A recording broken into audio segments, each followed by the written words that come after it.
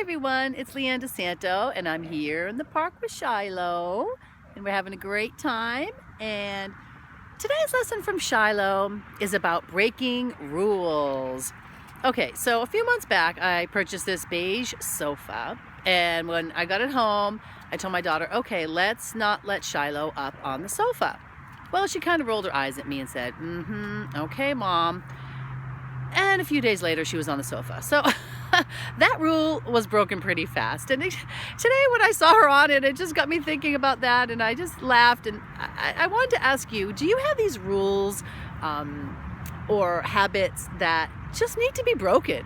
You know, they're just not serving you anymore. They're these thoughts, these ideas, these habits, these choices you've been making that I just have to stop, just have to be broken. So I see this a lot too with diets and food plans and nutrition, and just how we judge all of that. Specifically when we say things like good food, bad food. You know, that's probably the most common I see. You know, it's you know, this is bad for me, this is good for me, this is bad for me, this is good for, you know, I hear it all the time, and I can't go out to lunch with friends and not hear somebody, you know, as they're munching on their French fries, talk about, oh, I'm so bad for eating this, or this is so bad for me. And when we make those kind of judgments and use those kind of words, we create that, you know, we create it.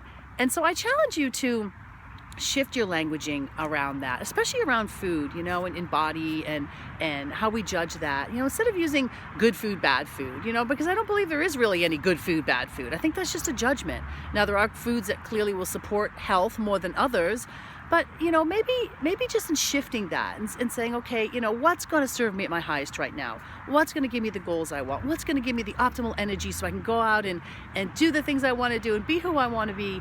You know, that's a different intention, you know. So, and if you choose to eat something that typically you think, oh, this is bad for me, you know, this is, you know, too much sugar or too much something that's, you know, considered bad, just shift your thoughts and say, you know what, this isn't gonna maybe support me at my highest right now, but I'm gonna bless it and I'm gonna infuse it with love, so it will. You know, because I do believe there's so much power in that. And I've seen so much in my clients and their struggles with food that simply just shifting that and knowing it's a choice and knowing that we don't have to label it anything. We just eat it with the highest intention that's going to serve us.